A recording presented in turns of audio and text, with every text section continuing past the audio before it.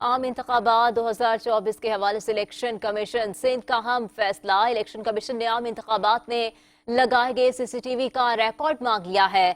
आपको बताएं कि आम इंतखाबात 2024 के हवाले से इलेक्शन कमीशन सिंध का अहम फैसला सामने आया है। इलेक्शन कमीशन ने आम इंतखाबात में लगाए गए सीसीटीवी का रिकॉर्ड मांग लिया है। आम इंतखाबात 2024 के हवाले से इलेक्शन कमीशन सिंध का अहम फैसला किया गया है। इलेक्शन कमीशन ने आम इंतखाबात में लगाए गए सीसीटीवी का रिकॉर्ड मांग लिया है। आपको अपडेट करें कि आम इंतखाबात 2024 के हवाले से इलेक्शन कमीशन सिंध की जानिब से अहम फैसला किया गया है।